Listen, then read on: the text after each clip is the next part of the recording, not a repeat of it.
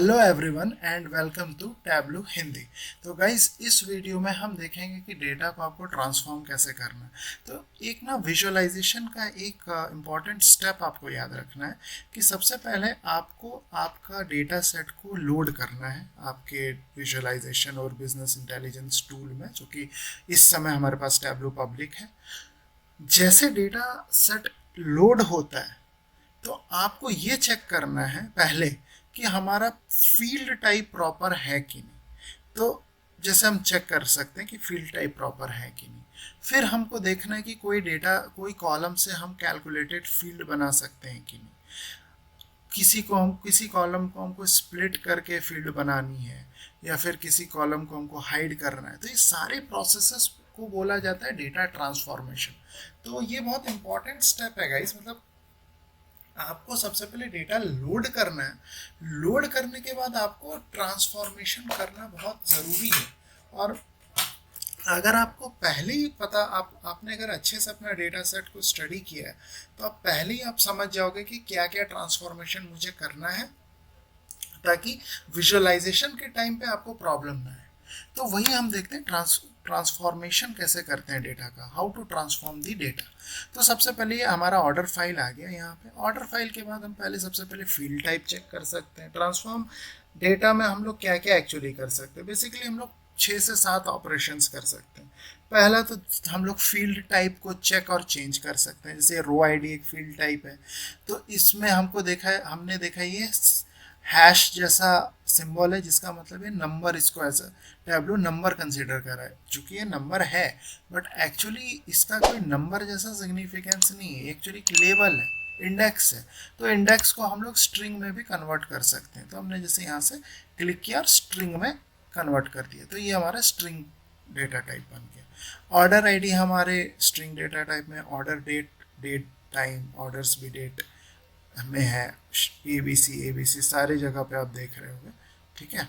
उसके बाद आप देखो जैसे ऑर्डर्स कंट्री है तो ग्लोब का सिंबल बना है, नहीं कि जियोग्राफिकल डेटा टाइप है। ऑर्डर्स में भी जियोग्राफिकल है, स्टेट भी जियोग्राफिकल है, पोस्टल कोड भी जियोग्राफिकल है। तो सब परफेक्ट है, प्रॉपरली ऑर्डर्ड है और ये सारे नंबर्स हैं।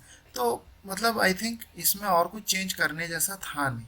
पर अगर कहीं पे कभी कभी होता है कि आपके डेटा सेट में कुछ ऐसे फील्ड हो, सपोज डेट हो, अगर डेट के फॉर्मेटिंग प्रॉपर नहीं हो तो टैबलू उसको कई केसेस में, मतलब बहुत सारे केसेस में ऐसा होता है। मैं इसलिए स्पेसिफिकली बता रहा हूँ डेट में, कि डेट में फॉर्मेटिंग आपने जैसे डैश की जगह स्लैश डाल दिया, तो उसमें बैक स्लैश डालते ही क्या होता है कि ये एज अ टाइम नहीं, इसको ये फंक्शन नहीं करता है डेट या फिर date and time as a treat नहीं करता है। वो उसको ट्रीट कर लेगा डायरेक्टली स्ट्रिंग के तरीके से, जो कि प्रॉब्लमेटिक है। तो आप पहला ऑपरेशन तो हमारा ट्रांसफॉर्मेशन में आप डेट और मतलब सॉरी फील्ड टाइप को आप चेक करके चेंज कर सकते हैं, ठीक है। एक ये चीज़ हो गई, ये पहला हो गया। दूसरा, आपको अगर कोई फील्ड को रीनेम करना है, ये भी एक ट्रांसफॉर्मेशन है। अगर मुझे रो आईडी को रीनेम करना है तो मैं यहाँ पे जाऊँगा, जा करके ये ड्रॉप डाउन पे जैसे क्लिक करूँगा तो पहला ऑप्शन मिलेगा मुझे रीनेम।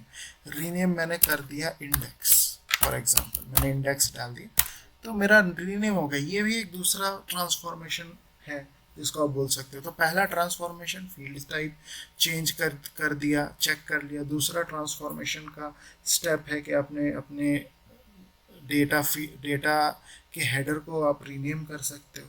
तीसरा क्या है, आप कोई कॉलम को हाइड या अनहाइड कर सकते हो। जैसे कि ये ऑर्डर डेट है, ये शिपिंग डेट है, ये शिपिंग मोड है। तो अब जैसे किसी को भी सपोज करो मुझे कोई एक पर्टिकुलर कॉलम में ले लेता हूँ, जैसे कस्टमर नेम, यहाँ पे जाकर के मुझे हाइड करना हो तो आप इसको हाइड भी कर सकते हो यहाँ पे आकर के। और उसके बाद अगर आपको अनहाइड करना हो तो आप यहाँ से अंडू कर दीजिए, यह आ जाएगा, अंडू बटन में यह आ जाएगा, ठीक है। हाइड कर सकते हो, ठीक है। हाइड करोगे लेकिन ये कुछ भी चेंज आपके रॉ डेटा सोर्स में नहीं होगा। ये तीसरा ट्रांसफॉर्मेशन का ट्रांसफॉर्म आप कर सकते हो। फोर्थ, आप क्या ग्रुप कर सकते हो। तो ग्रुप कैसे कर सकते हो, जैसे कि आपने ये सेगमेंट यहाँ पे क्लिक किया और आपको आपने क्या किया, यहाँ पे क्रिएट ग्रुप कर दिया। तो हमारे पास तीन है, कंज्यूमर, कॉरपोरेट और होम ऑफिस, ठीक है। तो आपने अगर सपोज करो होम ऑफिस और मैं शिफ्ट दबा करके क्लिक कर दूंगा कॉरपोरेट, इसको अगर आपने ग्रुप कर दिया, यहाँ पे दोनों को ग्रुप करके आपने कुछ नाम दे दिया ग्रुप 1 फॉर एग्जाम्पल, आप नाम कुछ भी आप दे सकते हो, और आपने ग्रुप कर दिया तो ये देखो आप ग्रुप हो गया। यहाँ पे ग्रुप करके आपने अप्लाई जैसे किया, अप्लाई एंड ओके, तो यहाँ पे सेगमेंट भी पूरा ग्रुप हो जाएगा प्रॉपरली। एक सेकेंड, जैसे यहाँ पे मैंने फिर से क्रिएट ग्रुप करता हूँ, तो ये ग्रुप किया और ग्रुप करने के बाद मैंने लिख दिया ग्रुप 1 लिखा और ग्रुप कर दिया।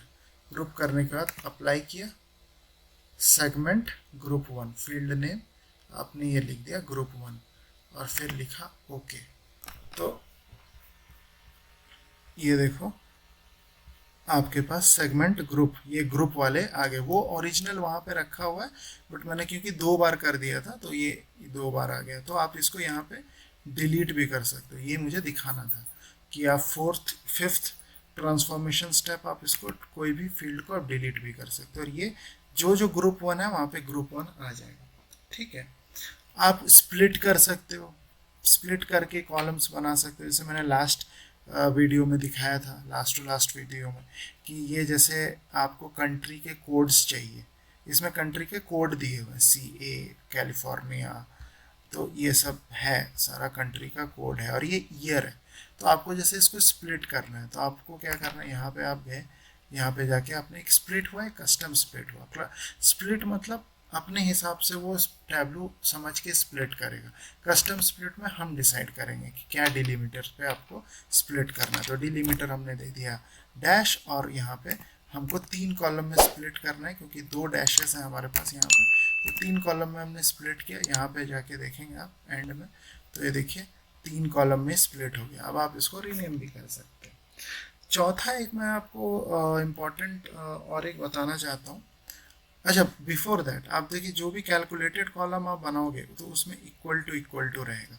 ग्रुप पे पिन आइकन रहेगा और बाकी सब में इक्वल टू ABC, क्योंकि ये स्ट्रिंग टाइप है। अब अगर मुझे पाइवट करना है कोई चीज़, ये एक बहुत इम्पॉर्टेंट है, आपको मैं 7th ट्रांसफॉर्मेशन स्टेप है ये।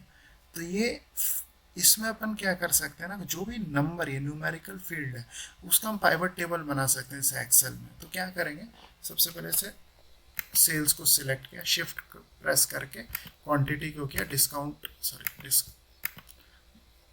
सेल्स को किया क्वांटिटी, डिस्काउंट्स और ऑर्डर्स।